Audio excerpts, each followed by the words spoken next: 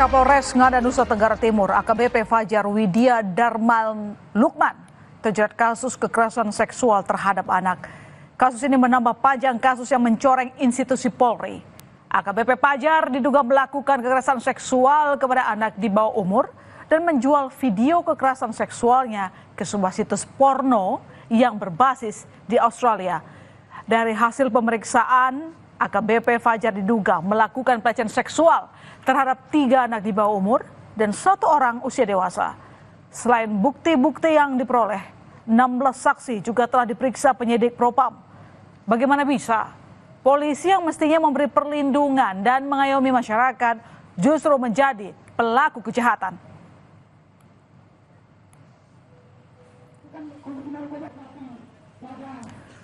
Aksi bejat Kapolres Ngada kala itu, AKBP Fajar memantik kemarahan warga di Kupang, NTT.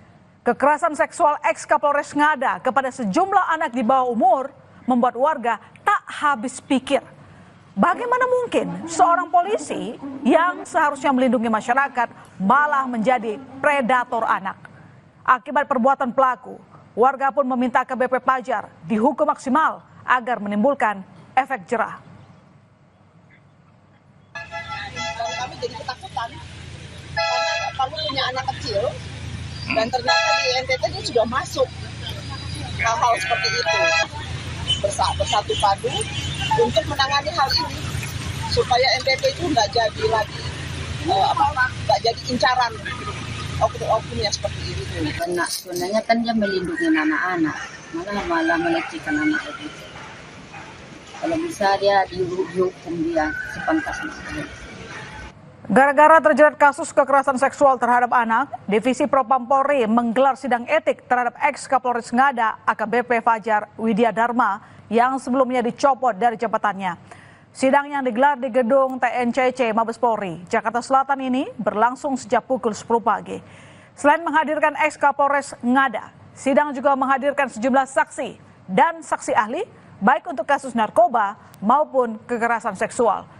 Hasilnya, ex Kapolres Ngada AKBP Fajar Widya Darma dipecat tidak dengan hormat.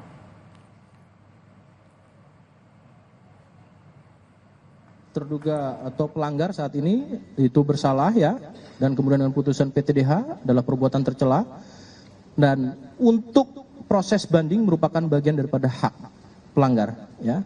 Tentunya nanti akan dibentuk oleh komisi banding. Dan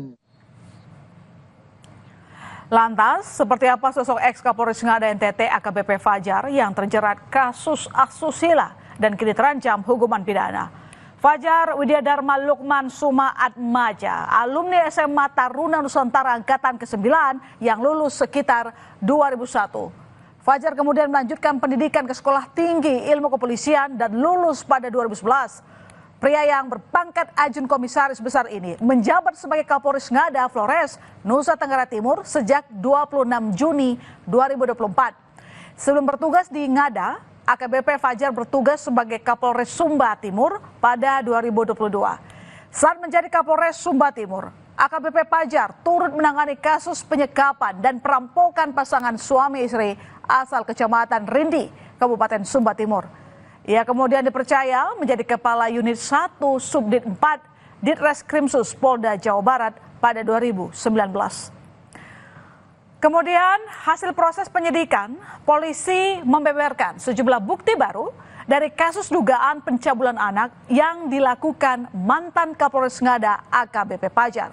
Salah satunya adalah ditemukan compact disc berisi 8 rekaman video kekerasan seksual yang dibuat mantan Kapolres Ngada Fajar Widya Darma. 8 rekaman video kekerasan seksual yang ditemukan polisi berisi video korban anak di bawah umur yang berusia 8 tahun. Dari hasil pemeriksaan 9 saksi, ditemukan juga bukti pemesanan kamar hotel pada 11 Juni 2024 atas nama ex Kapolres Ngada dan rekaman CCTV.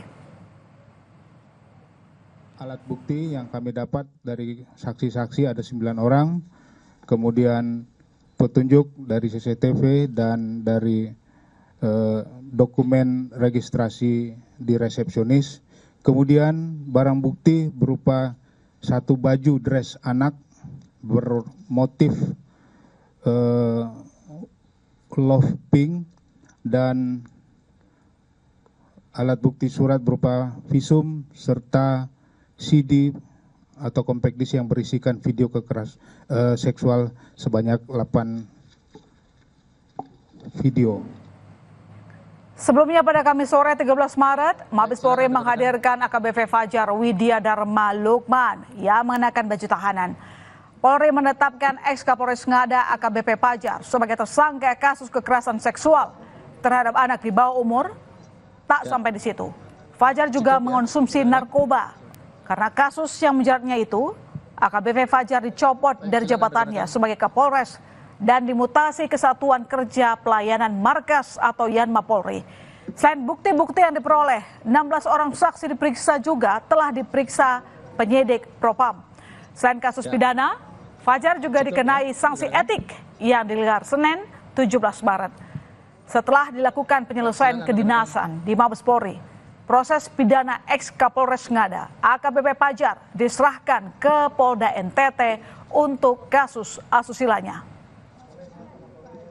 Perbuatan melakukan pelecehan seksual terhadap anak di bawah umur dan persetubuhan atau perjinahan tanpa ikatan pernikahan yang sah, konsumsi narkoba, serta merekam, menyimpan, memposting, dan menyebarluaskan video pelecehan seksual terhadap anak di bawah umur.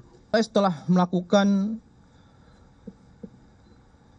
pelecehan seksual dengan anak di bawah umur sebanyak 3 orang dan 1 orang usia dewasa. Lalu bagaimana caranya Fajar, Kapolres Ngada saat itu menjalankan aksi pencabulan kepada anak di bawah umur? Dari hasil pemeriksaan diketahui, Fajar ternyata dengan sengaja meminta seorang perempuan berinisial F, diduga penyedia anak di bawah umur, untuk mendatangkan 3 anak ke sebuah hotel. Perempuan F kemudian menyanggupi permintaan Fajar dan mendapatkan korbannya, seorang anak perempuan berusia 6 tahun. F langsung membawa korban ke hotel yang sudah dipesan Fajar. Sebagai imbalannya, F menerima 3 juta rupiah dari AKBP Fajar untuk menyediakan anak di bawah umur. Sementara itu, keluarga korban di Kupang kecewa dan marah setelah mengetahui anak mereka yang masih di bawah umur menjadi korban pelecehan seksual. Orang tua korban meminta pelaku dihukum setimpal. Mirisnya, keluarga korban juga mengenal baik sosok F yang ternyata berperan sebagai perantara penyedia anak. F rupanya datang ke rumah korban dan meminta izin baik-baik kepada ibu dan bapak korban untuk mengajak korban pergi jalan-jalan bermain. Tapi ternyata F membawa korban untuk makan dan bertemu tersangka AKBP Fajar. Selain itu, korban juga diberi uang Rp50.000. Padahal F menerima imbalan Rp3 juta dari Fajar.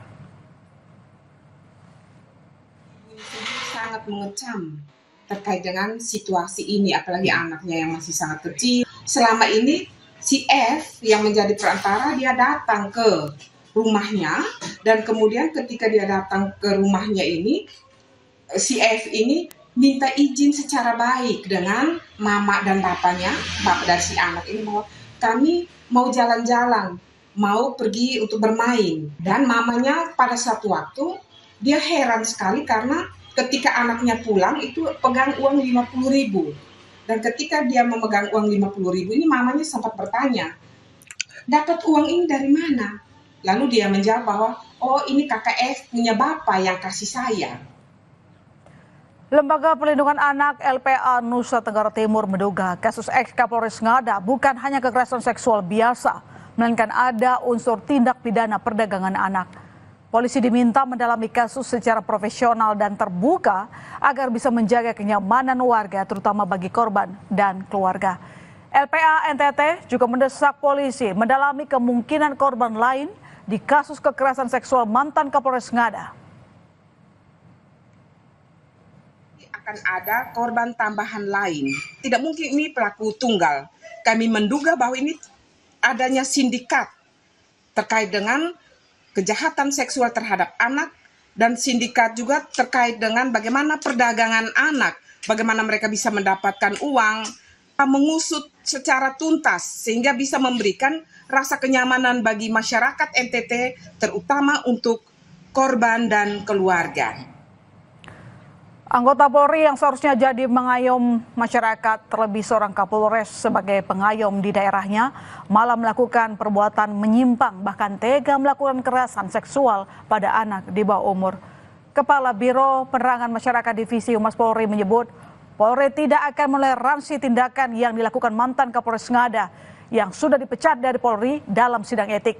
Tindakan Fajar sudah masuk dalam perbuatan tercela dan pelanggaran berat, ditambah merekam dan menyebarluaskan video asusilanya.